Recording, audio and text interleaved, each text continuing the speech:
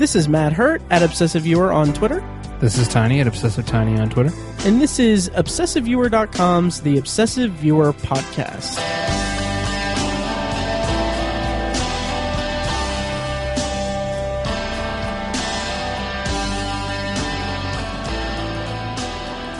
Hello and welcome to The Obsessive Viewer. We're a weekly movie and TV podcast that covers a specific topic, be it genre, trope, movie, or show, each episode. You can find back episodes at ovpodcast.com, find the blog at obsessiveviewer.com, and you can also subscribe to the subreddit at r/obsessiveviewer. And if you like what you hear and want to help support the podcast, please head over to iTunes and leave a rating and a review. The more ratings and reviews we get, the easier it will be for people to find the show in iTunes' search results. Also, if you want to show your support with your wallet, we would greatly appreciate that. You can do that by clicking the donate button that can be found on obsessiveviewer.com for a one-time donation, or by clicking the donate link in the show notes of this episode. You can also become a patron on patreon.com/obsessiveviewer, where you can choose from different reward tiers. You can, for instance, if you pledge $5, like a listener just recently did, you can make us say anything you want us to say on the podcast, which we'll get to that later in the episode. Mm-hmm. I guess I can preface it now. We got our first Patreon pledge from Matt and Draco from Indianapolis, and he chose for me specifically to say a specific sentence that you can hear at the end of this episode. And I'm very excited about it. So you can do that for $5, or if you pledge $10, you can pick a potpourri for us to review in the episode, in a future episode. Or if you pledge $35, you can pick a movie for us to review, and the rest of the rewards are itemized on the Patreon page at patreon.com/obsessiveviewer. And just so you know, any donations made will help pay the fees to keep the podcast running, so we can continue to provide you with our weekly podcast ramblings and me stuttering through intros such as this. Tiny, welcome back. You look like you got a little bit of sun. I did, a little too much in some places. You also look like your brother got a little bit of sun as well. He did. Oh! Yeah, we took off from Indianapolis, and my brother was like, yeah, we're in the hospital, getting ready to go. And we landed in Atlanta, and he was like, you have a nephew. I was like, holy crap, did he walk out? What happened? So he's doing good. Nice. Awesome. Welcome to the Uncle Club. Thank you. Yep. Also, I do actually have an anecdote to share about my nephews, not to completely bogart your exciting part of it. Yeah. You know me well enough to know that that's exactly what I'm doing. Mm-hmm. No, this is off the rails. Anyway, speaking of nephews, my sister texted me last night after I got out of seeing Jason Bourne. She said in a group text to me and my brother, basically, to preface this, my sister has two boys, ages 5 and 4, Gavin and Landon, and she texted me and said, Gavin and Landon were sent to bed about an hour ago. I started hearing like men talking about masks or something. Then I hear, quote, people do put masks on and kill people. I was like, WTF. Turns out they turned their PS3 on, didn't have a movie in, so just listened. And to put more context into this, when my sister got them a PS3, I went ahead and loaded a bunch of episodes of Obsessive Viewer on the audio section. And they just happened to be listening to our episode OV180, What Scares Us. Yep, I remember that one fondly. So that's what we do. We traumatize kids on this podcast. That's what we're best at. Yes. That's what we're known for. Right. Anyway. That's hilarious. Yeah, I got a huge kick out of it. Your plan worked. It did. Oh, yeah. I'm slowly indoctrinating these kids. It's hilarious you picked that one to put on there. Oh, I put all of them on there. You put all of them on there. Oh, yeah. So today on the podcast, we're talking about second opinions. But first, I'm the worst at this. I have one other housekeeping thing to address, or a couple things. First is tickets are on sale for Shocktober in Irvington 3. If you're in Indianapolis, we host a yearly event at the Irving Theater in Irvington called Shocktober in Irvington. You can find more information about that at shocktoberinirvington.com. Basically, it's a one-night event screening of short horror films from local filmmakers. We raffle off DVDs, Blu-rays, gift cards to local businesses, interview the filmmakers on stage. It's a blast. All the money goes to the Irvington Historical Society. And as a special bonus for Obsessive Viewer listeners, you can get $1 off the price of admission when you use the promo code podcast1. That's podcast and the number 1 when you buy your tickets online. For more information and a link to buy tickets are at shocktoberinirvington.com. Okay, and I think that's also my solo side project podcast anthology is going strong. I just wanted to make an announcement here that I think this weekend I'm going to do a marathon recording session and record like 4 episodes. Cool. Maybe, hopefully. But that is to make it so that I can do bonus episodes because, and this can kind of go into an impromptu news thing because we only have really one piece of news now that I think about it. Because on October 21st of this year, guess what is going to happen on Netflix, Tiny? I don't know. Oh, okay. I was trying to think of something. I was like something. Right. I don't know. No, it's sort of. One of my personal favorite shows currently out there in the world today.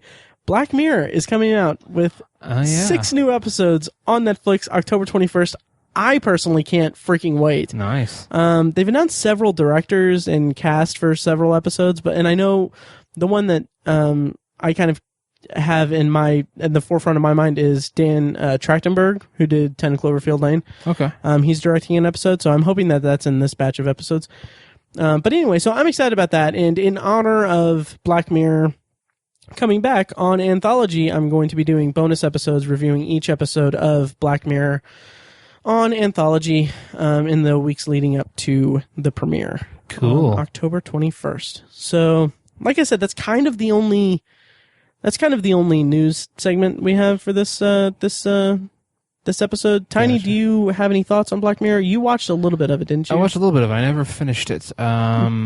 God, what's the one with Toby Kebbell was I watched like a little bit of it and something with their phones. The Entire History of You?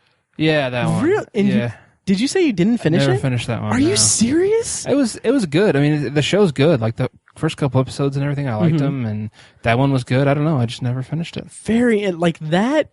I've talked about this on the podcast before, and this, I mean, I'll talk about it when I review it on Anthology, but like that episode, to preface it, the time in my life when I watched that episode was, I won't go into personal reasons for it, but that affected me so deeply because it's about a guy, I don't know, it's just a guy dealing with his insecurities, and it's so, oh God, that episode just tore me apart. It was amazing. Nice. So yeah. Someday I'll watch it all. Nice. I hope you do. Like I said, it's one of my favorite shows currently in the past like 2 years that I've seen. Mm-hmm. So that's coming out October 21st on Netflix, and you can check out Anthology at anthologypod.com. So Tiny, sir, today is our Second Opinions episode, or Changed Opinions. I'm not sure how I'm going to title it. So this is kind of this is a topic that I kind of had in mind specifically for this episode because this is OV180, and these are movies or shows that we did a 180 on. Oh, damn. Yeah. You clever son of a gun. Right. I was so proud of that. Oh. Yep. I don't know either. Anyway, it's funny because if you listen to the bonus episode with Fekis that I recorded last week that will go up before this episode, we referenced this topic. Nice. Anyway, so Second Opinions. These are, as people who watch movies, we grow as humans. That's a weird way to phrase it. As humans, we grow, and as we watch movies, our perspective on them should, in theory, change as we grow older. Or we can kind of take away certain elements from movies or shows that we saw in childhood or at a specific time, or maybe just different circumstances of seeing it, like maybe we were tired or something, and that can cause us to have completely different opinions. So, Tiny, I've been talking a lot. Do you want to go into a little bit more detail about this topic? Yeah.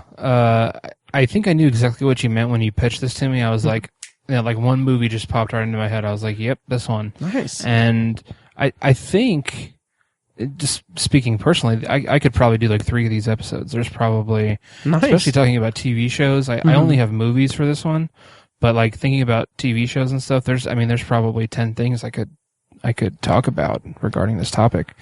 So I was eager to jump on it, and especially stuff that we've talked about on the podcast before that I think my opinions have changed just since we started the podcast. Oh, really? Are any of yours like things that we've talked about on the podcast that you've changed? Yes. Nice. Just one though. Okay.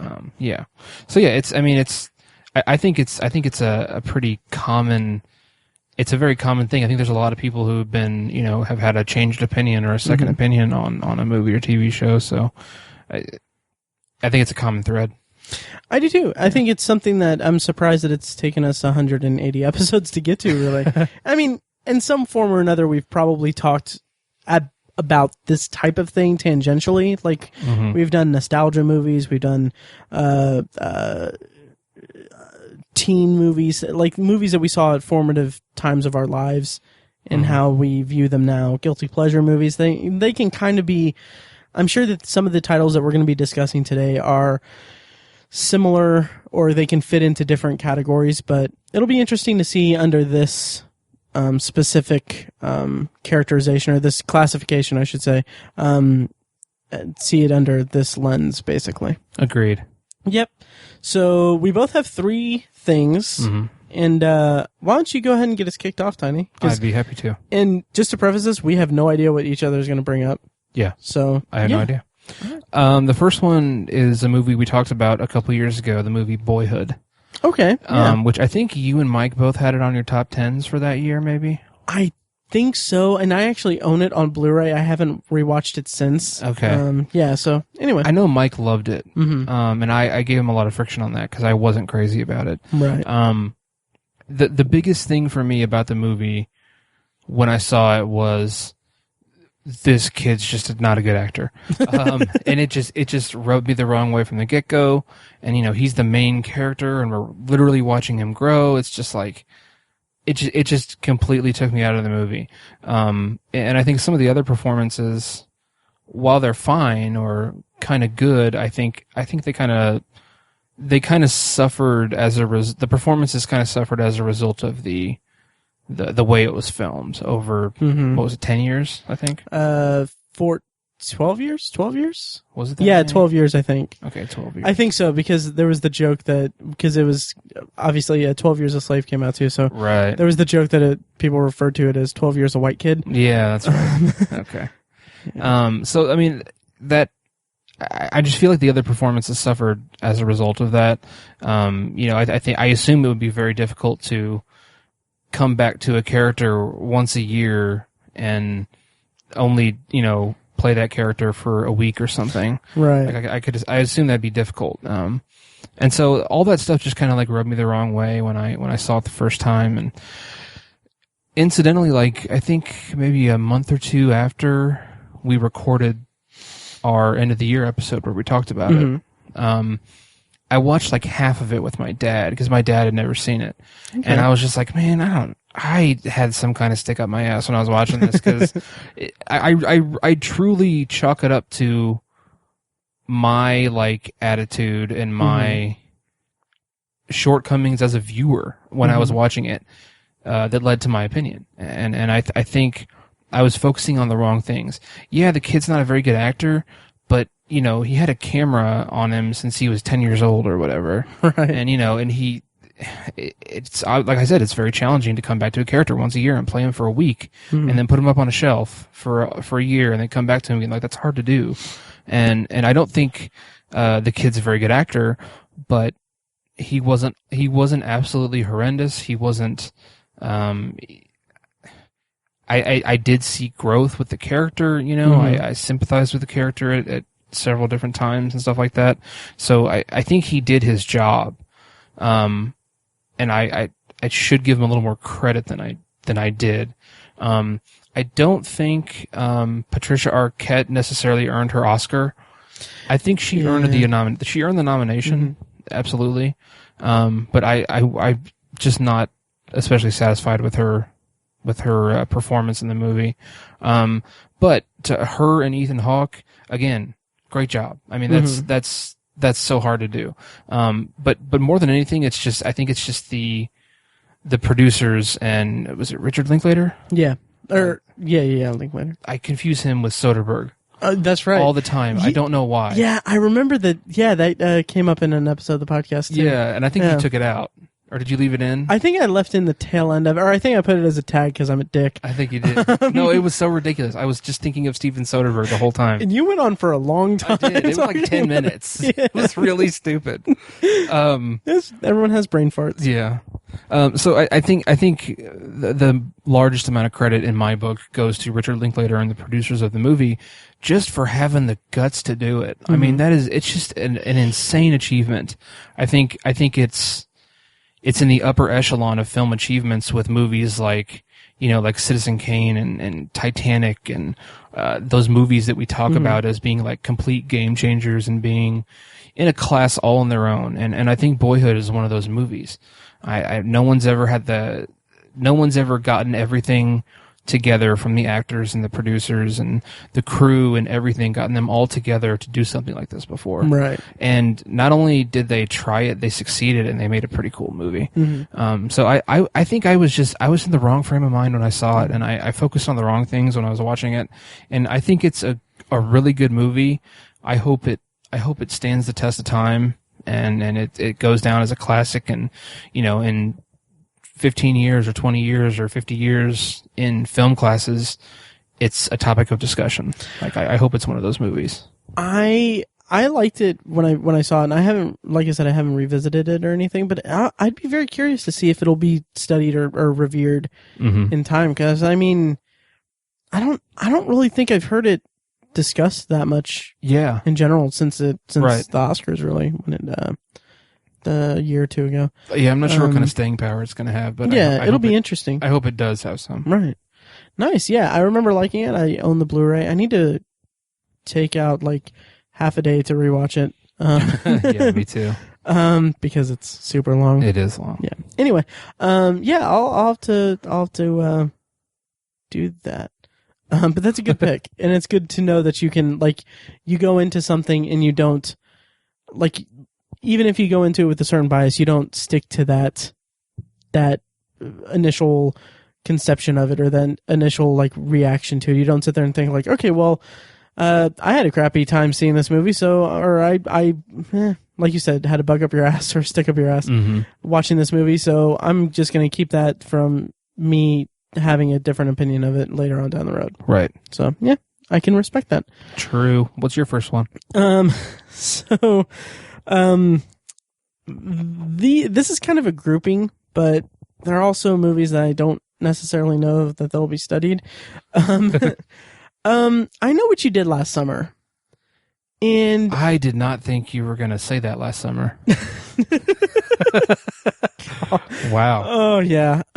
So this is kind of a cheat. It's a big grouping of things.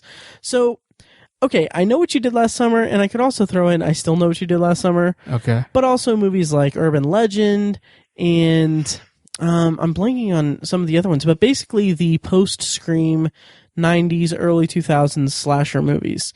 And these are movies that I changed my opinion on because when I first saw them, let's see, I Know What You Did Last Summer, Urban Legend, Final Destination also falls into that. I saw them at a time where I was super into slasher movies because Scream was like the greatest thing I'd ever seen at that point. And I was like, what, 12, 13? Yeah. 11, 12? I don't know. I can't count. Anyway. So I was a youngin'. And so when I saw them, I thought like, oh, this is, they're not, I didn't see it as copying the Scream, framework, but I saw it as like, oh, this is like Scream, or this is like, Halloween H2O would also fall in there. Yeah. I'll mention that separately as an addendum to this. But anyway, these post-Scream 90s slashers were all the rage after Scream hit it big. And in my young mind, I just ate it up because I thought like, oh, this is amazing. I know what you did last summer. A group of people in like, I think it was like, I don't remember that, like a east coastal town in New England. I was like, this is such a cool setting. And these like, look at Jennifer Love Hewitt. Not to mean that in an objectifying way, but anyway, and then like urban legend. Oh, this is like Scream at a college. And instead of horror movies, it's urban legends. This is amazing. And then like, going back as like an adult or like with someone who has seen more things in the time between the time I was 11 and now, I can see like these were all reactionary to the slasher craze of the time. And these were all cash-ins. These were all movies that were just capitalizing on the Scream phenomenon, which Scream was a huge hit because it basically, reignited a portion of the horror genre to the mainstream, and that became a big selling point for studios.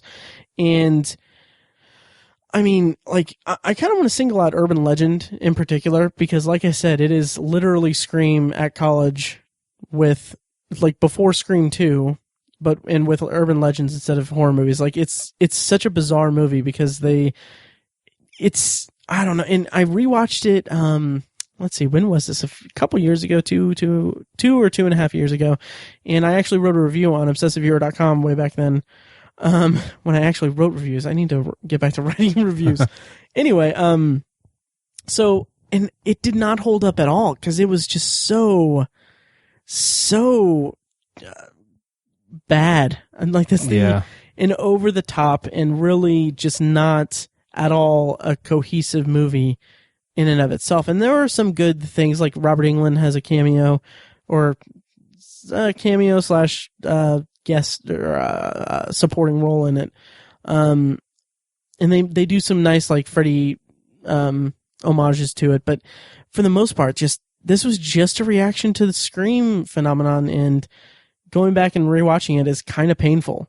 And I bet. Yeah, and I Know What You Did Last Summer is a little bit more unique and of its own thing because it is based on a teen thriller novel, but it still didn't really work for me when I revisited it. And I said I would add on Halloween H2O, which that is such an interesting movie because I loved it when I was a kid. Like I think that might have been my introduction to the Halloween franchise. I'm pretty sure it was, yeah. And it was just so much screamifying Michael Myers. Like, there's even parts where Michael Myers is like going after Michelle Williams and Josh Hartnett, and like the theme music or some of the score from Scream 2 is played. Like, it's reused, Marco Beltrami's score. And there's even a clip from Scream 2 in it, like in the movie and on TV. It was like, that was another just reaction to Scream. And Kevin Williamson actually co-wrote or had a writing credit on the Halloween H2O script. And if you go back in the podcast, we did a full franchise retrospective on Halloween. I'm sure that we discussed this in full with our co-host Mike, who's on sabbatical still. Yeah, so kind of my first entry is just post-Scream 90s slashers, just in general, because anytime Hollywood follows trends, it always kind of has a factor of diminishing returns come out of it whenever you revisit it. Absolutely. It's like, unfortunately, when some things go mainstream, they turn into like pop culture, and it's like it's like Taylor Swift turning into Scream. I mean, it's like pop music.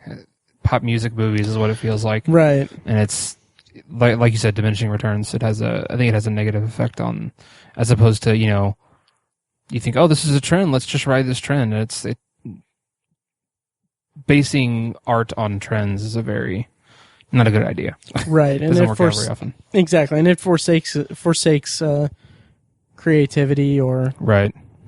in innovation. It bottlenecks everything. Exactly. Yeah, I agree. Those movies weren't very good. Right. Have you revisited? Have you seen Urban Legend in recent years? Yeah, No. don't. It's so bad. How many? I Know What You Did Last Summer did they make? Was it just 2? They made 2 theatrical ones. The the second one, and I know I've said this on the podcast before, so if you're tired of hearing this, I think I've said it once or twice. I think, like, way back in the early days. So anyway, so this is kind of embarrassing.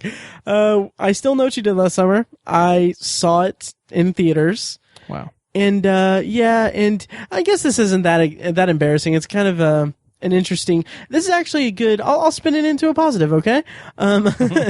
It's actually an interesting representation of the movie theater experience, or the movie theater climate of the time, really, because this was what, like early 2000s, like 2000, 2001. Yeah. I would think. So I Still Know What You Did Last Summer. It ends in a way that's, I mean, you can kind of see where it's going, so I'm not going to bother with, spoilers aren't necessary. By the end of the movie, there is a moment where in the theater, this was 98 actually, in 98, in the theater, people erupted in cheers, like clapping and cheering what was going on. It was when, like, a character came back to save another character, and I was like, God. I was like, wow, that's, and like, if I could go back in time, all I would think would be, that's the last time anyone claps for Freddie Prinze Jr.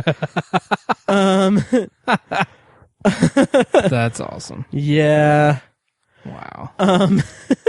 Which is, I mean, he seems like a good guy. Yeah. Yeah. But anyway, yeah, that's my first entry in this topic, and yeah. They're making yet another sequel, I think, to Final Destination, aren't they? Number 6? I don't. I think they have 6 now. Oh. 5. I know that they've had at least 5, because when the 5th one came out, I was really upset that they didn't name it Final Destination. Yeah. That's right. Also, I should mention that they have I Know What You Did Last Summer, I Still Know What You Did Last Summer, and then like some straight to DVD, like 1 or 2 of them. I'm not sure, but like I'll Always Know What You Did Last Summer. Oh, okay. That's clever. So what's your next one, Tiny? Number 2 for me is 1989's Glory. Oh, interesting. Yeah, which I think is one of the best war movies ever made. Still a gap movie for me. Oh, really? Yeah. Okay. Well, there's kind of a anecdote story that goes along with this. Mm-hmm. When the film came out, I don't know if it was the studio or someone basically released an edited version, because I think it's rated R. Okay. For like gore and stuff. There's not really like language. I mean, there's obviously the N-word quite a bit. Right. But the studio or someone released an edited version that was PG-13 or like PG, just so teachers could show it in the classroom. That's awesome. Yeah. And we saw that version when I remember we were in 5th grade and we watched it in class, and I had an adverse reaction to it because it was like an assignment. It's like school. And so I was like, interesting. It's a school movie, whatever. And I think we were all taken aback by it because, you know, they left some like bad language in there and like some gore. And so we were all like, oh my God, they just said ass. Guy just said ass on the TV in school. Wow. Like we were, you know, dumbass kids. We were blown away by it. Right. And so as a result, I had a lacking opinion of Glory. As a 10 or 11-year-old, you know, I was like, oh, whatever. It's a movie. It's fact. It's stupid. I don't know. I had an adverse reaction to it because of the fact that it was because of the setting that I saw it in. Okay. And I just kind of dismissed it for years. And then I saw it again. I think I borrowed the unedited, like the full version of it on like DVD or something. I saw it as a teenager. Okay. And I cried like 3 times. Really? The movie's phenomenal. Nice. I contend to this day that it is Denzel Washington's best performance. Oh, wow. Which is a big statement. And I also think it's Matthew Broderick's best performance, which is a statement. So it's a really incredible movie. Morgan Freeman also in the film. Great cast. it's just like, it's one of those movies that just taps into, and the coolest thing about it is it's completely true. Right. It's the 54th, Massachusetts 54th Regiment, I believe, was an all-black regiment in the Civil War, that was used, it was a Union regiment, obviously, and they fought against the South, and they were led by white officers, and so there's, interracial camaraderie and all that stuff, and it's just it's an amazing story, and I just really appreciate the way they captured it without being too sappy, I guess, or like too ridiculous. Obviously, the movie's called Glory, and so they showcase they obviously glorify things a little bit, but right. I think they glorify. Yeah. I think they used the sentiment well, and I don't think they were overly sappy, or like it didn't feel like empty patriotism, or that they did any injustice. It felt like a true representation of what actually happened to those people, and I don't know. It just taps into all the great emotions that a war movie really should, and I recommend it very highly. I have it on Blu-ray. It's a great movie. May I borrow that Blu-ray? Absolutely. Okay, good. Cary Elwes is also in it. I forgot he's in it. Oh, nice. Yeah. And to your dig about Matthew Broderick, all I'll say is Godzilla 98. Oh, I'm an asshole. Yeah. Man. Yeah. Which I think I mentioned at some point. I think that movie's a little underrated. It gets ripped unnecessarily, I think. I haven't revisited it since seeing it when I was in like 5th grade. Yeah. But I remember my best friend in 5th grade at the time, we broke up later. I don't know. We drifted apart. That's ridiculous. Anyway, he showed it to me. Like, he introduced me to Godzilla, and I remember liking it because he had so much enthusiasm for it. Mm-hmm. And I remember really liking Hank Azaria in it, and I kind of remember like maybe that being like the first time I like recognized, and this might be an underhanded dig at the movie itself, but I remember thinking as like a 5th grader, like recognizing a character being made strictly for comedic effect. But no, I remember that movie being like the movie that taught me about comic relief. Yeah. So that's something that was Roland Emmerich, wasn't it? I think so. Yeah, Yeah. that's something he got right. Oh man. Nice. Maybe that movie will have a resurgence. That's ridiculous. I'm stupid. Anyway. So yeah, Glory. That's good. Yep. I feel like in history class we had to watch it too. Oh really? I think, I don't know, in high school. I don't remember. I don't remember watching it in high school. Yeah, maybe I dreamt it. No, so my next one's kind of interesting because this comes out of another instance where I'm like an obnoxious teen or preteen. Like, this is probably when I was 13 or 14 years old. The Harry Potter movies. Oh, okay. This was at a time where I was kind of obnoxiously, obnoxiously pretentious. And we've talked about this before, like, my favorite movie at the time was like, oh god, this is embarrassing to admit. Not embarrassing to admit, but the reasoning behind it. Anyway, God, I'm putting myself in a corner. Like, like this was at a time where like my favorite movie in the world was like Seven Samurai or I remember that time. 2001: A Space Odyssey, because no one my age liked those movies. I remember Matty Cuso. Oh Jesus, yeah, yep. Yep. That was also Matty Cuso was Matt's AOL name. AOL Messenger. And Halo 2 nickname. For those who don't know, Cuso is the main character. No, he is one of the samurai. He was my favorite. Samurai, he was my favorite of the Seven Samurai. That's funny. Yeah, great movies. Seven Samurai and 2001 are great movies, but I was just an obnoxious douchebag. I was the same way at some point. Sometimes. Right. Yeah. That's a very diplomatic way to handle that. Like you're not saying outright like, yeah, you were an asshole. You're saying like, oh, I was that way too. Everyone had their moments. Well, we did. Very diplomatic. So anyway, having that mindset, having that context in mind, the Harry Potter movies came out around that time, and like I remember seeing like bits and pieces of the first one because like my mom and my sister really liked them, and I was like, oh, they're playing that weird broomstick game, and it looks so cheap, and like you can see how bad the effects are and everything. Which, granted, I mean the first movie, I'm sure it hasn't dated or hasn't aged that well. Yeah, but that was at a time where I was just not interested at all in the subject of the story or anything. I thought that it was like, oh, this is just silly little book series and everything. And now I am eating those words because Harry Potter is freaking amazing. Word. And I love the books, and the movies were really good. I mean, when you have such a rich world in the book series and everything, the movies, at least in my brain, like they don't live up to what they are right in that context, or when switching to movies.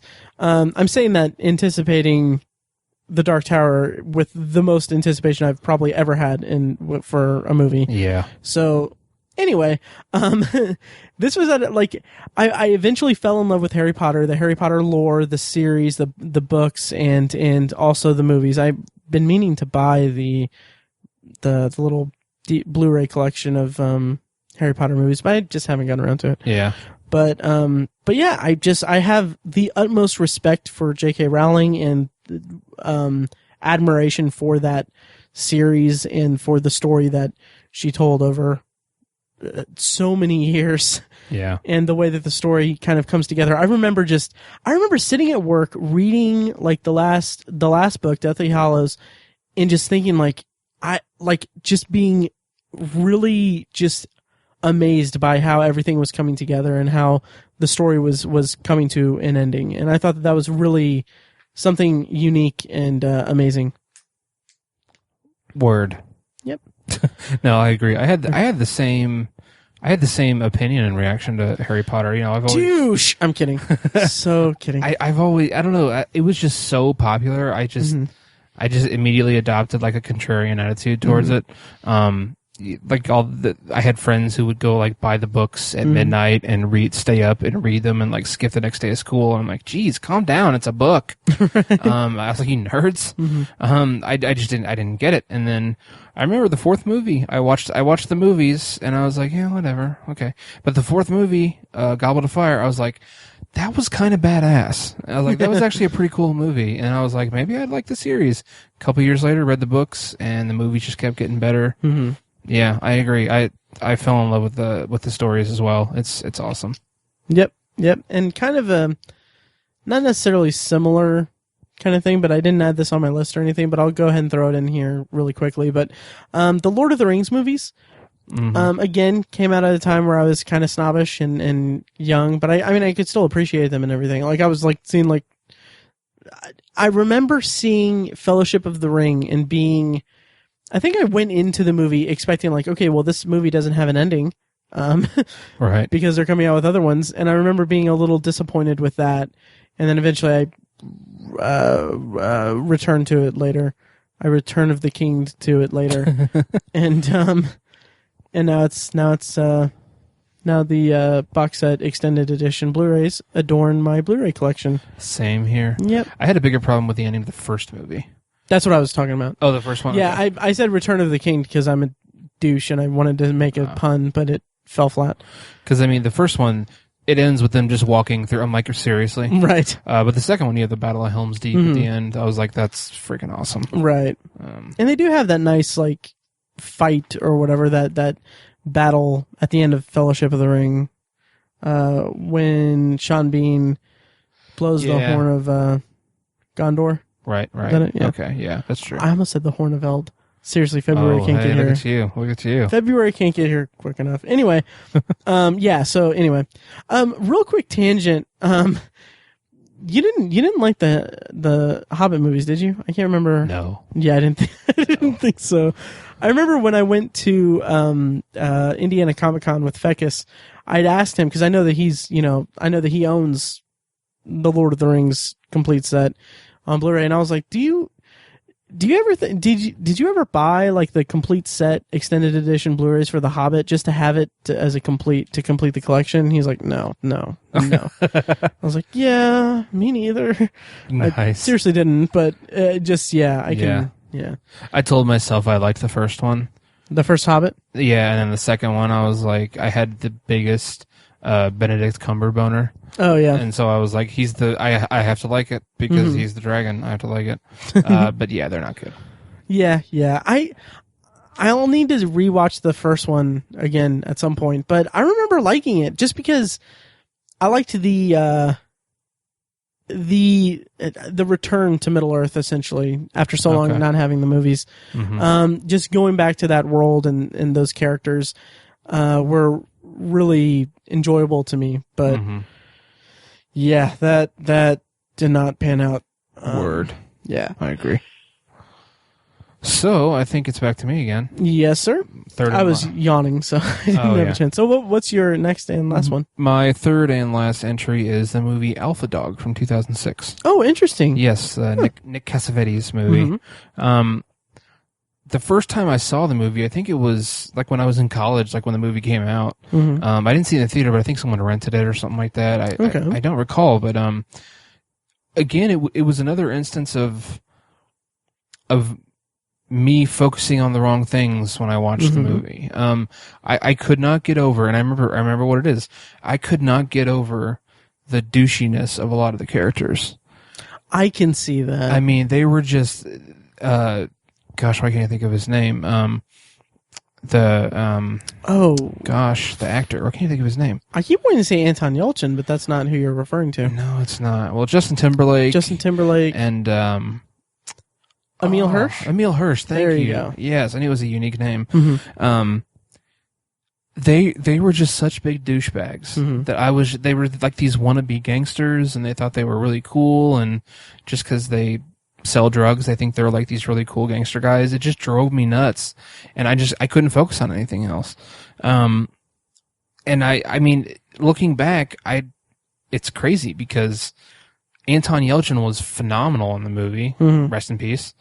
And Ben Foster, just insanely intense in that movie, and just really, just completely like off the rails performance in the best possible way, as someone can be off the rails in a performance. Right. I was, in hindsight, I'm really impressed with those performances, as well as a handful of other ones. But it was just the douchiness of those characters. I focused on that, and I was like, I just hate these guys so much that I dismissed the rest of the movie. Right. And I really wish I hadn't, because I think it's actually a really good movie. Again, it's a true story.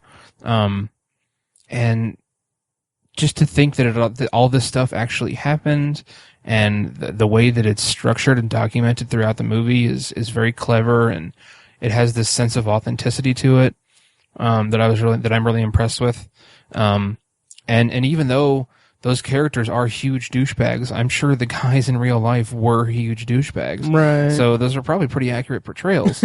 And again, in hindsight, I think Emil Hirsch and Justin Timberlake and some of those other actors, they did a really good job. They embodied their characters, and I think they were true to what the characters needed to be. And it was just an unfortunate opinion I had.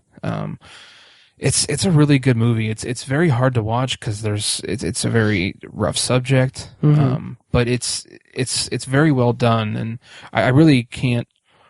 It was kind of my introduction to Nick Cassavetes. I think maybe I'd seen some of his other movies, but after I grew in appreciation for this movie, I was like, I think I'm a Nick Cassavetes fan now, because he did an incredible job with that movie. If you haven't seen Alpha Dog, go check it out. I don't think it was a financial success. I think it did poorly in theaters, but it gained a bit of a cult following. Maybe it's a really good movie. Yeah, I'm not even that sure if it had a full theatrical run or anything. Oh, really? Yeah. But yeah, I remember you recommending it to me, and me watching it and really, really, really liking it. Mm-hmm. But I haven't rewatched it since. I don't think I own it either.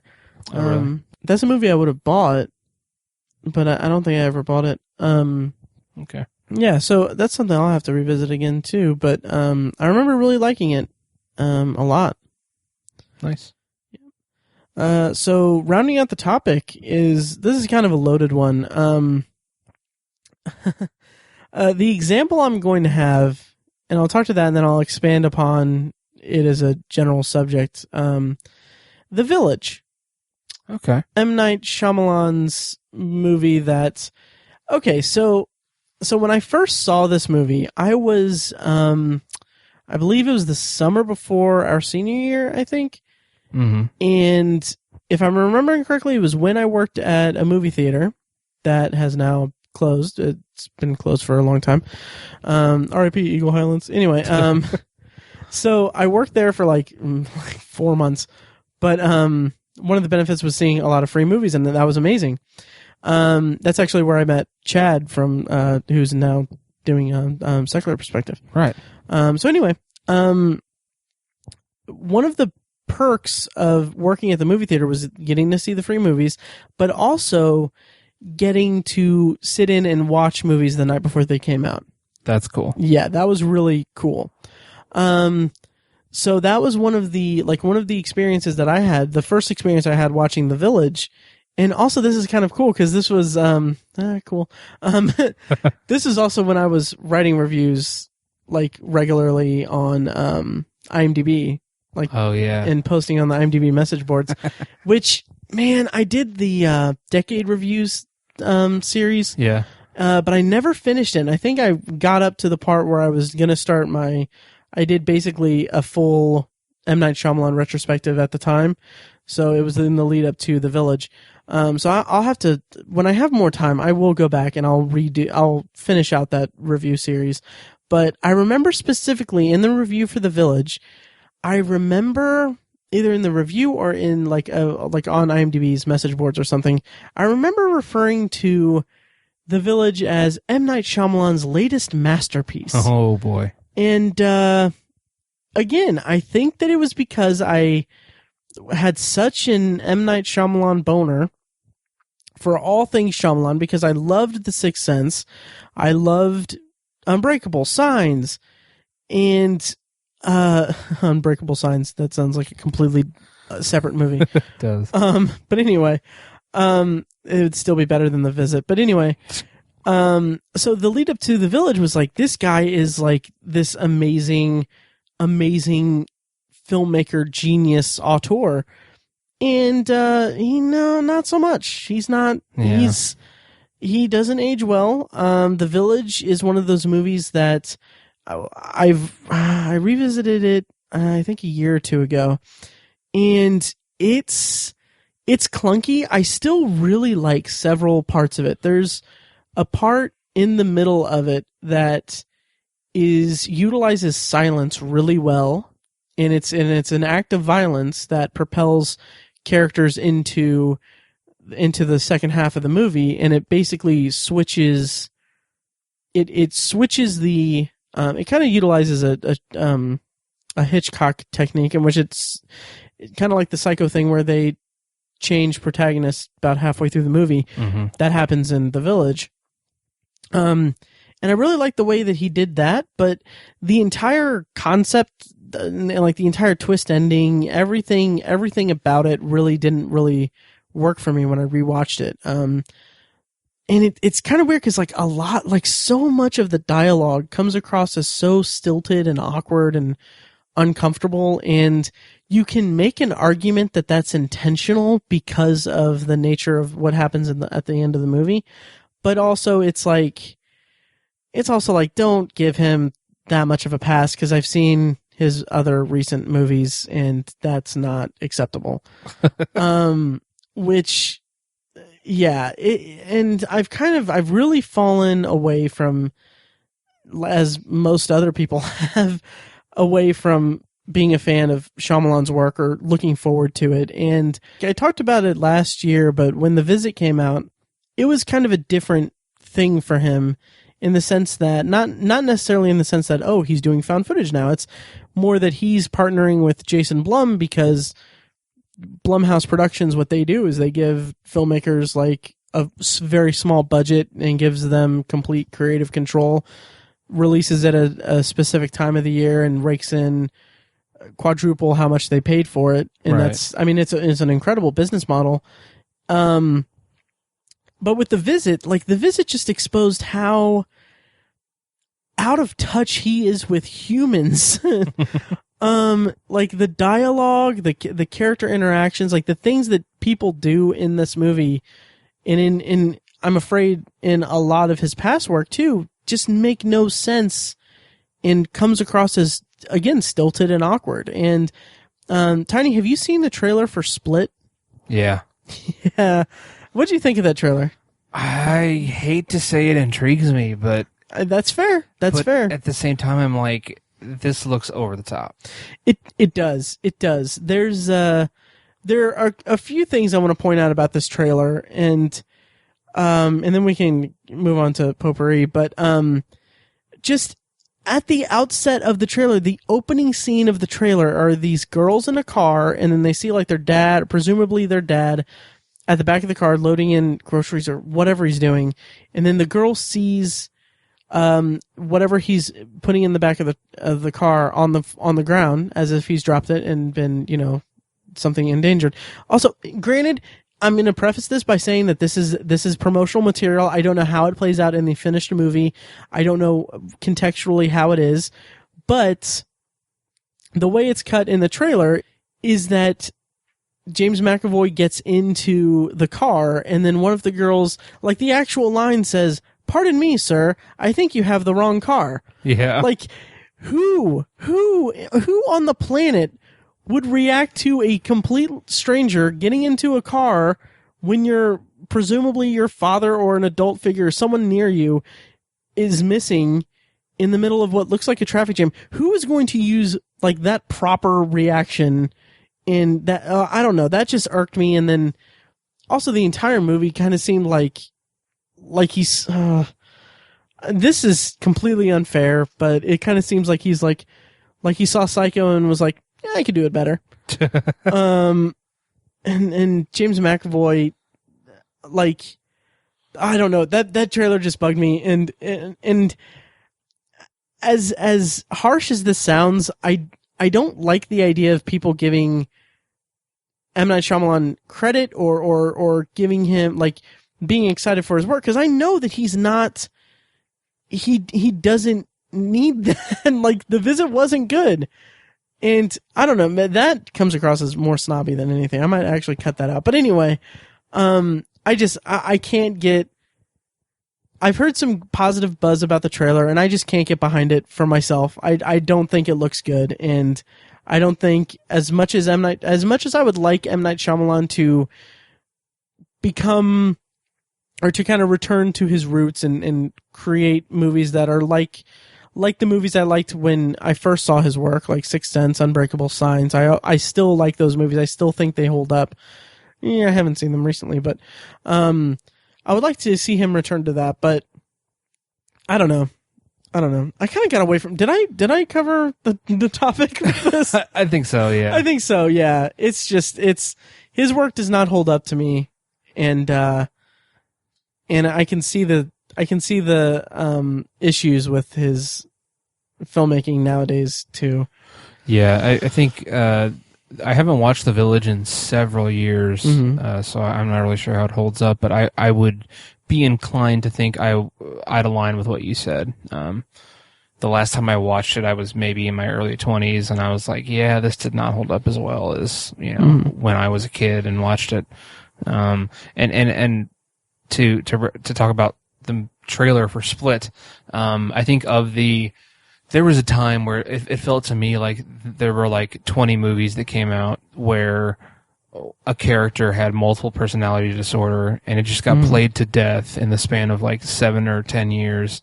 And I was like, just stop using right. it. And of the maybe 50 movies out there that have multiple personality disorder as like a part of the movie, maybe 5 of them are good. Right, or right. maybe 10 of them are good. And this one just takes it to 11 because, like in the trailer, it's like he has like 26 personalities, and I'm like, I don't even know if like multiple personality disorder isn't even like an actual like disorder anymore. It's dissociative personality disorder or something. Right. I don't think it works quite like how it's depicted in movies. Yeah, I mean, from what I've read about it, I'm not a doctor or a scientist or anything, but it's technically possible and there have been cases where people have had like dozens of personalities, but it's like, it's just so unbelievably rare. Right. And it's so hard to function in society in any respect if you have a disorder that's that debilitating. It just doesn't really make for a good story. It's just too unrealistic, really. And granted, if you can set up anything in a movie, and as long as it fits the rules of the universe, it shouldn't be a problem. But knowing M. Night Shyamalan, he doesn't set things up properly. Yeah. Like, he doesn't set up rules in his movies properly. That and his dialogue is just absolute. Like, it's seriously watching The Visit was like, I don't know if he's ever spoken to another human being. It's so weird the way people talk in that movie. Weird. I hope Split is good. I do. James McAvoy is one of my favorite actors. I don't care the fact that it's M. Night Shyamalan. I don't necessarily want him to be super successful or anything, but I love James McAvoy. I want his movies to be good, so I hope it's good. But I don't have a lot of hopes that it is. Right. I hope that it gets some positive buzz, so I don't go into the movie. I don't feel like it's a chore to go see the movie. Right. That's where I'm at with it. Gotcha. So that's it for our main topic, our second chance movies, or changed opinions, or whatever I decide to title it, our 180 opinions.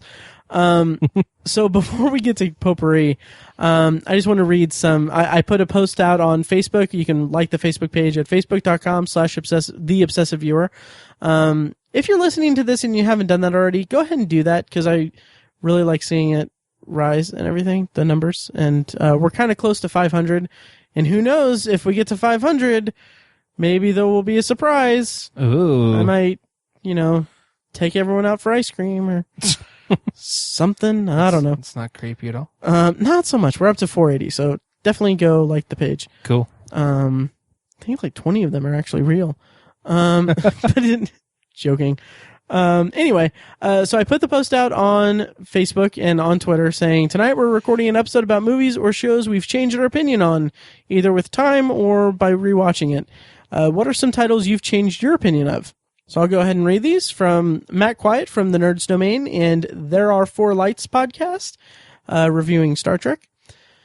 He put Moulin Rouge. I found it hard to watch. I listened to a podcast and they went over why it was a good movie. I rewatched it. Still not my favorite movie, but I can appreciate it now. That's an interesting pick. That is, yeah. If I'm not mistaken, are you a fan of that movie? No. Okay. So it has its moments, but not really. Okay.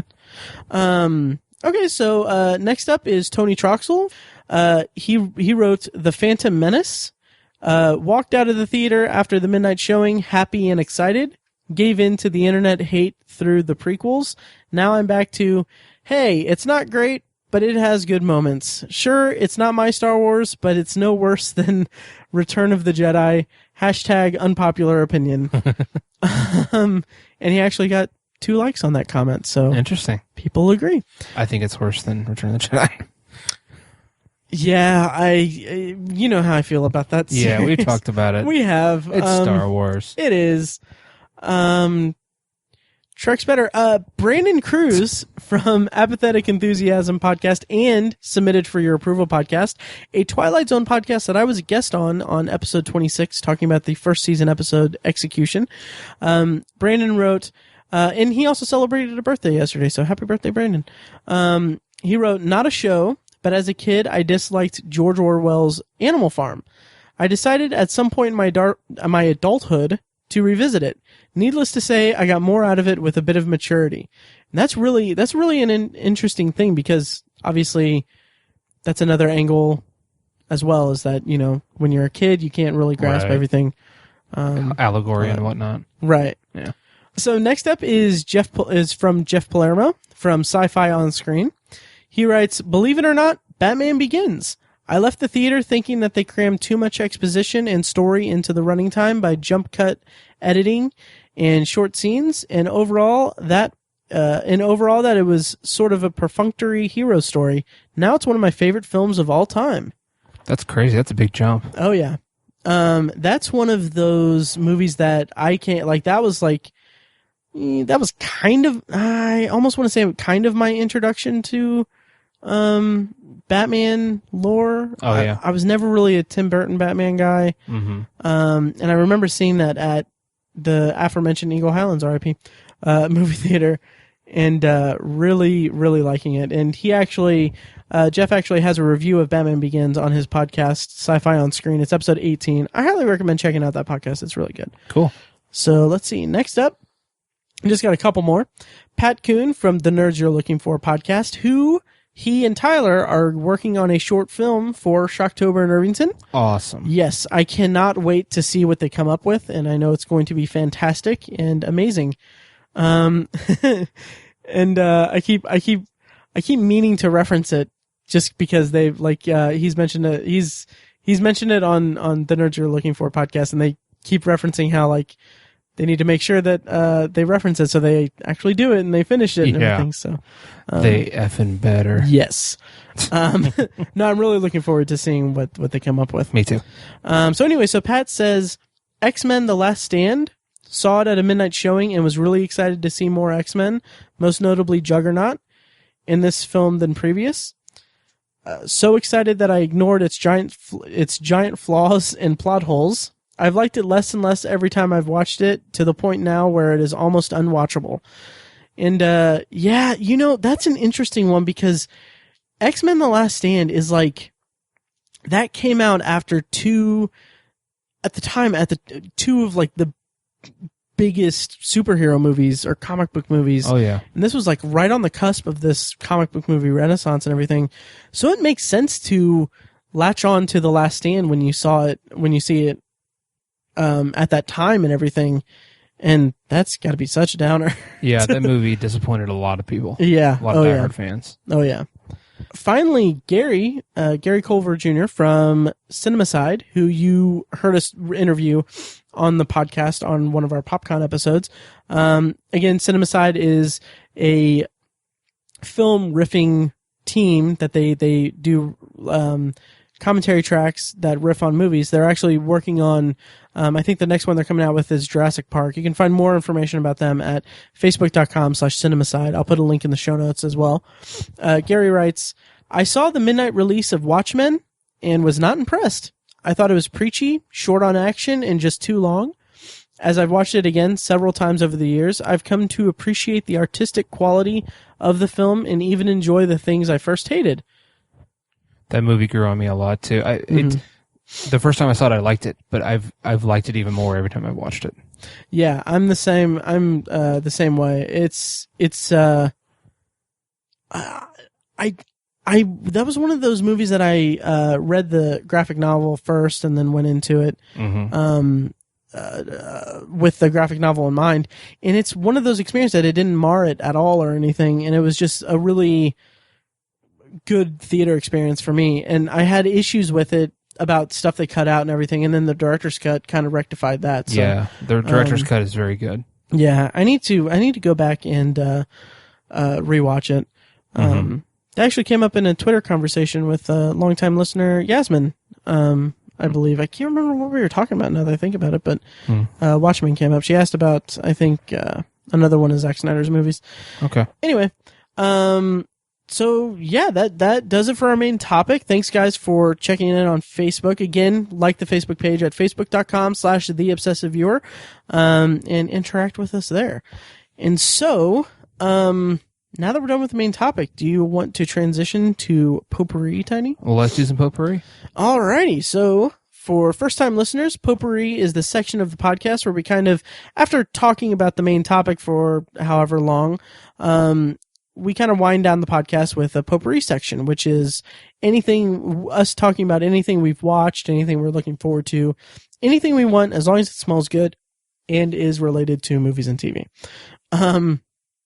So, Tiny, I have two things. You have one thing? Correctamundo. Alrighty. So, I'm going to go ahead and get us kicked off with one.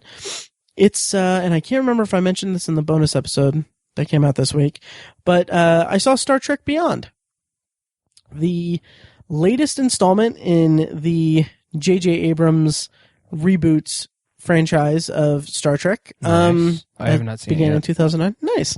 So, it's really good. I really liked it. I had some issues with it that I'll get into a little bit without spoiling, but essentially this movie is about the crew of the Enterprise 3 years into their 5-year mission. And it's about Kirk dealing with, his birthday coming up and being confronted with this existential reality or realization that he's lived longer than his father did, and it's kind of he's living under his father's shadow, and he's not sure what he wants to do, or he's not sure that he's making a difference. He's kind of at a crossroads in his life. And right from the outside, I just want to say that element to this movie worked really well on me. I don't know if it has anything to do with me turning 30 in last June, but I don't know. But no, but it really worked really well because it paid nice homage to the original series in that it depicts them on their 5-year mission, doing these little It plays up the mundane nature of this crew that spends all their time on the ship, traversing the final frontier of space and doing all this thing, all this Federation stuff, and not doing much in terms of action or anything. And it's really effective in doing that. There's a really great kind of montage at the beginning where Kirk is doing his mission log thing, and it's just a montage of everyone doing their thing, and it's like you can tell how everyone's pretty much worn thin by the mundanity of their lives. Having said that, that's the prologue of the movie. Essentially, the actual plot is they go to a planet, stuff happens. There's a villain, and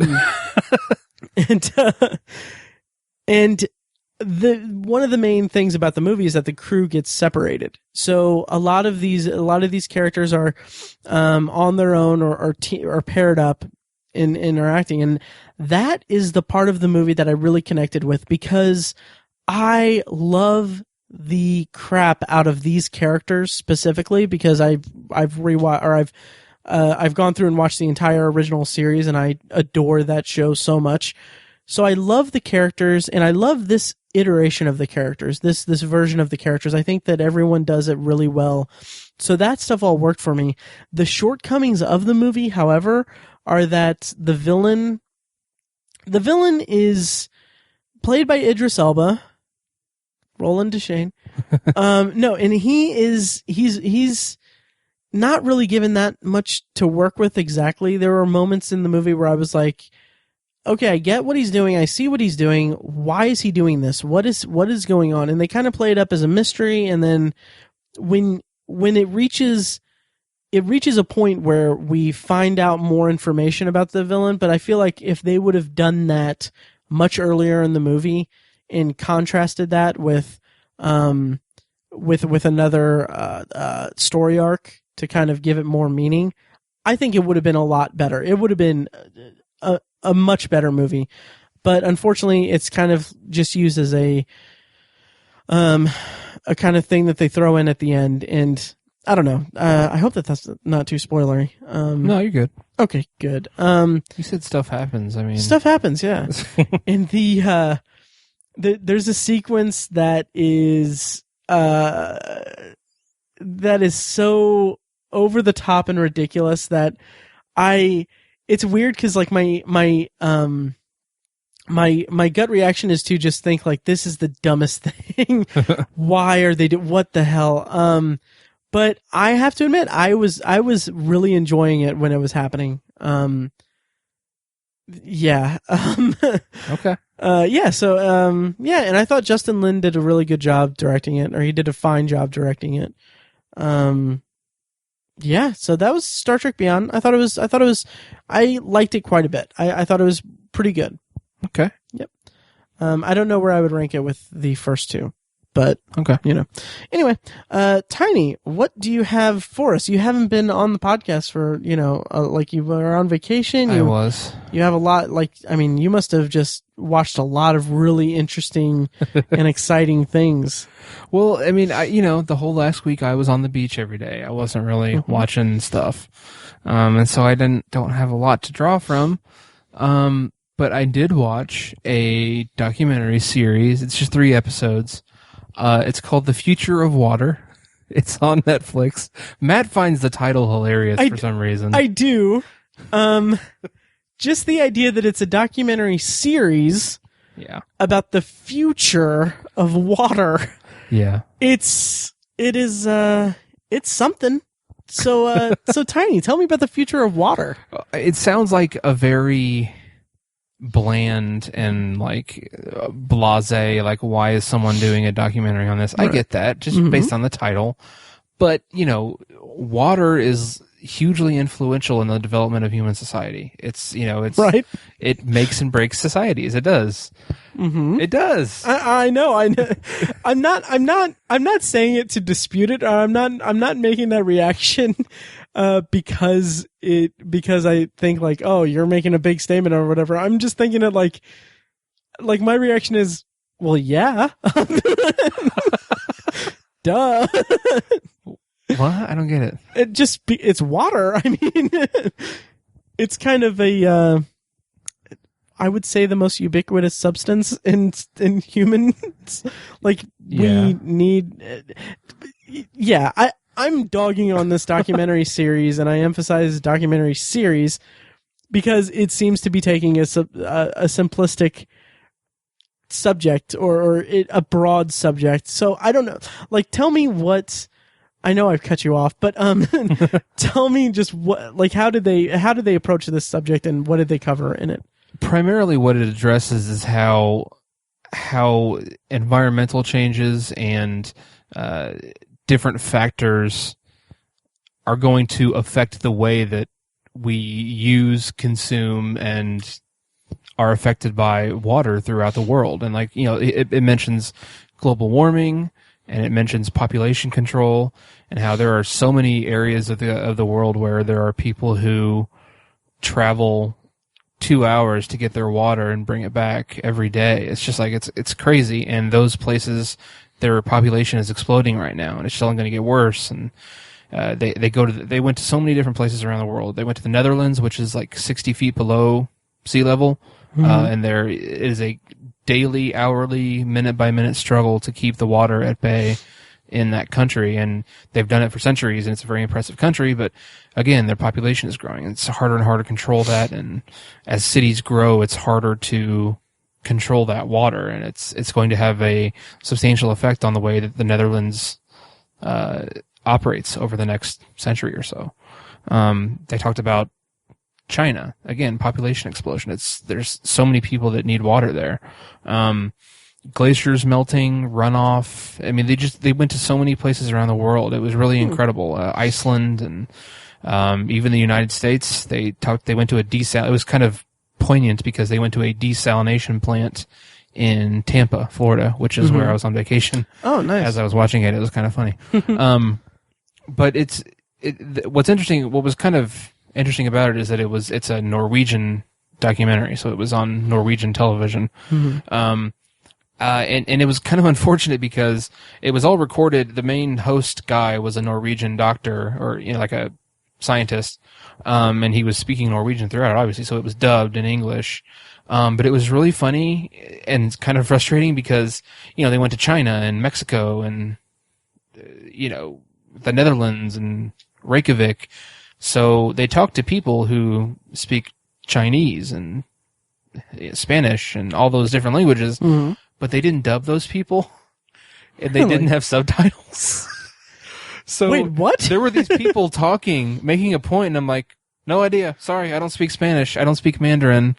Wow. Or Dutch or Icelandic. I don't know what their language is. But I was just like, so you only dubbed the host? That's it? I mean, it was like, it was really weird. I was still able to follow it very well, but I was just like, who screwed the pooch on this? How did this happen? It was kind of mind-boggling. Yeah, it was weird. I mean, it was a good documentary because I think it's a very, I think how so many different places around the world are going to be hugely affected by how their access to water and how water affects their life. And so I think it's a very interesting subject. And they did a fairly good job, but again, they didn't dub the people who were making very important points throughout the documentary, and so I don't really know what they were saying. That's really. Did you try seeing if there was a subtitle option? I did not. Interesting. But again, the host was dubbed in English, and it was a British guy who like read his lines or whatever, and it sounded great, and it was good and everything, and I was able to follow the documentary, but it was just kind of a bummer. They didn't do that. It was unfortunate. So it was interesting. I mean, you can skip it. It's not a big deal. It's not one of the better documentary series I've ever seen or anything. It was interesting. I'm fascinated by the subject, kind of. Interesting. So the underlying theme of all of this is that you were on vacation and you watched this documentary series. Sure did. It's only 3 episodes. That's fine. That's half hour long. Hour. Cool. That's really cool, Tiny. Don't judge me. I'm not judging. Yeah. You saw I Still Know What You Did Last Summer in the theater. I did. And I didn't mention this, but I was one of the ones clapping. Oh my god. Yeah. Oh, dear Lord. Anyway, that's The Future of Water. It is available on Netflix, and it is. I really hope that the subtitle is Prepare to Get Wet. That's our tagline, I guess. I don't know. Anyway, that's ridiculous. So anyway, I'm going to kind of round us out for Potpourri with my next Potpourri. It's Bad Moms. Are you familiar with this movie, Tiny? I sure am. All right. So for those who aren't, this is the movie that's currently out in theaters. It has Mila Kunis and Christina Applegate and Kristen Bell, Catherine Hahn, and some other actors and actresses in it, which is usually how movies work. Yeah. So anyway, this is a movie about Mila Kunis, who is is a mother to 2 children, and she's kind of going up against Christina Applegate, who is this the domineering PTA president who controls everything. And this is a movie that I thought was okay. It had its moments. One of the big selling points of it, or the titular thing about it, it's called Bad Moms, and it's about a group of moms, or a trio of moms really, Mila Kunis, Catherine Hahn, and Kristen Bell, who kind of become upset or tired of the mom thing and decide to be quote unquote bad moms. And that's what the marketing is pointing toward and everything, and that's how it's, marketed as. Unfortunately, that's maybe a quarter of the movie. Really? Yeah, it's mostly them doing their bad mom thing. I mean, that might be more of a third of the movie, but it's part that, it's part Mila Kunis and her husband, or her ex-husband, or husband, whatever, being separated and trying to get back together. And then it's also her suddenly going up against Christina Applegate to be the president of the PTA. And it's the best I can say is some of the gags were quite funny. There was one joke in particular that I looked like a freaking idiot because I was the only one to laugh out loud at it. And I felt so awkward because it was a gag in which Mila Kunis's husband, who she separated from, mentions in like they're arguing in a setting, and he says like, well, you never give me blowies, and she's like, well, if you did this and this and this, maybe you would get blowies or whatever. I would destroy your penis with my blowies or whatever. And so there's a throwaway line where he just says like, you couldn't destroy my penis, it's indestructible. And I laughed so freaking hard at that, and it was dead silent in the theater. Oh my God. So that was kind of awkward. But anyway, kind of my main point is that there were some really funny parts here and there peppered throughout this movie. But I kept thinking, when going back, that when thinking back to like parts of the movie earlier, like halfway through the movie, I started thinking like, okay, that thing that happened earlier in the movie, that didn't need to even happen at all. Like there's no reason for that to be in the movie. And then there's a whole, like there's a plot line involving her and her job, and her boss is Clark Duke, and there's a scene involving them where I'm like, they literally could have put that at any point in the entire movie, and it would have fit as well as it did. Wow. It was such a weird reaction to it. So I guess the writing, editing, whatever, it wasn't really on point that much, but I guess, I mean, I would recommend it for the charisma of Mila Kunis and Kristen Bell. Although Kristen Bell, her character, I kind of feel got kind of a short shrift because all three of those characters, Mila Kunis, Kristen Bell, and Kathryn Hahn. Kathryn Hahn plays kind of like the token crazy lady thing who's very, you never know what she's going to say. And some of her jokes and some of her gags did not land at all. And then Kristen Bell is kind of this housewife who has this disturbingly domineering, like emotionally abusive husband who it's played kind of for comedy, but also for empowering her throughout the movie. But not enough time is spent developing that or calling back to it even. So it kind of comes across as kind of awkward and uncomfortable. So for all the issues that I had with Bad Moms, it wasn't a bad time at the movie theater. I did have some fun watching it. It was enjoyable. But I would say probably skip the theater and see it when it hits VOD or Netflix or something. Gotcha. Yeah, and I also wanted to kind of pitch this topic to you at some point I think around the time I first saw the trailer for Bad Moms. I thought like it would be kind of fun if we did an episode that was just bad movies, where we just talked about bad moms, bad teacher, bad Santa, like the movies that have bad in the title. Oh, but God. I don't know. Maybe would you say that that's a bad idea? Yep. Okay, good. Anyway, so anyway, that's my potpourri, and yeah, that kind of rounds us out for this episode. Next week, Tiny, are we going to do extended potpourri? I believe so. I think we're going to do extended potpourri. I know just off the top of my head, I'm going to bring up The Secret Life of Pets and Jason Bourne and some other things probably. Wow. Mr. Robot Season 1. Hey. Yeah, so look forward to that. And at some point, should we commit to a Stranger Things bonus? I think we should. I'm almost done with it. Nice. I've watched one episode, but Stranger Things. Yep. We're going to do a bonus episode at some point. So yeah, that about does it for this week's episode. And yeah, thank you to Fecus for filling in for a bonus episode recently. And also, I hope you guys checked out my solo episode about Indie Film Fest. Tiny, did you listen to that? I have not listened to it yet. Oh, okay, that's cool. You're on a plane. Had a lot of time. No, that's fine. Anyway, so I hope you guys enjoyed that. And also, check out Anthology, my side project podcast at anthologypod.com. Once again, I just released my episode reviewing The Monsters Are Due on Maple Street. Even if you don't care about listening to the podcast or anything, I still implore everyone to go watch that episode on Netflix. Tiny, have you watched it yet? I have not. That's cool.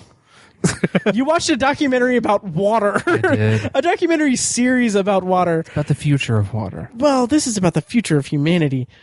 And the past and the present. No, In some ways, so is water. Yeah. Anyway, The Monsters Do on Maple Street, episode 22 of The Twilight Zone's first season. One of the best episodes of television I've ever seen. Check it out. And also, if you are keen to it, check out my review of it on anthologypod.com. And having said all that, Tiny, are we ready to end it? I believe so. All right. Well, in that case, to Matt and Draco? Is it in Draco? Is that how you pronounce it? All right. I was wrong. Star Wars is the best thing ever. Chuck Lorre shows are the pinnacle of American intellect. And go sports. Oh, that was such a great idea. Yeah. He said that he wanted to, he thought about, he tweeted me and said that he thought about, what was it? He thought about making me proclaim my love for Zack Snyder, but he said he couldn't be that mean. And I told him I would have given back the money. So anyway, once again, you can support us on patreon.com/obsessiveviewer and make us say whatever you want us to for $5. Awesome. And yeah, that about does it. Should we end it? Yep. All right. Well, thanks for listening, guys, and we'll see you next week. Thanks.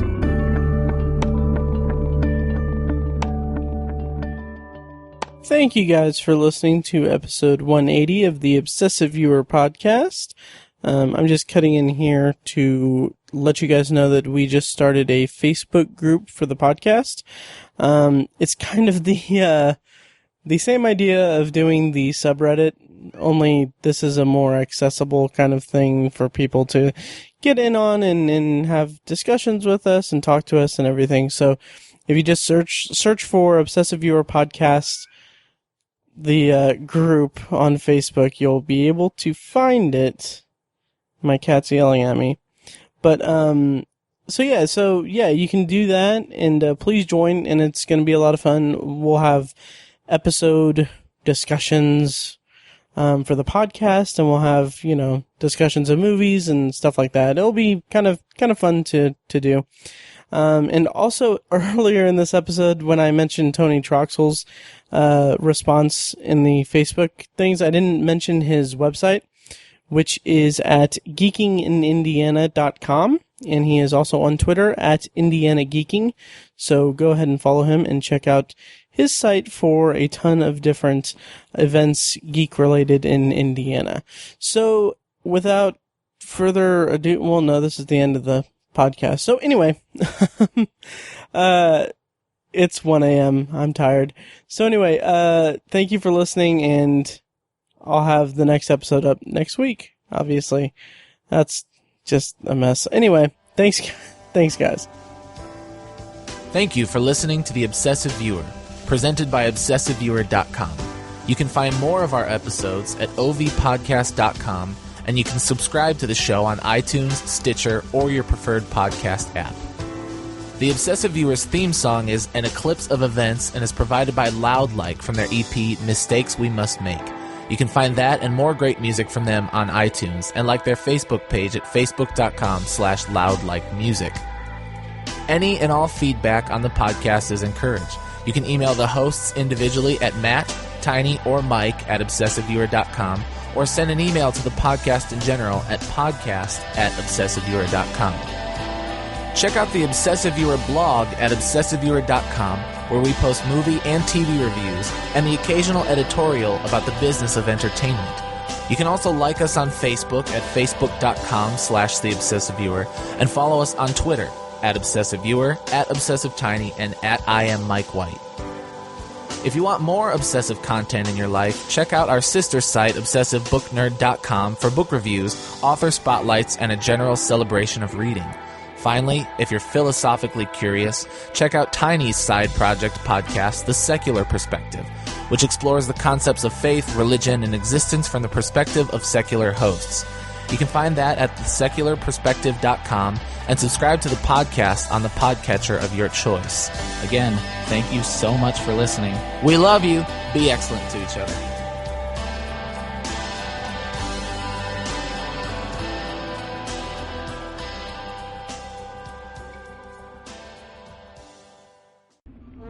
Tickets are on sale now for the 3rd annual Shocktober in Irvington, presented by the Obsessive Viewer podcast.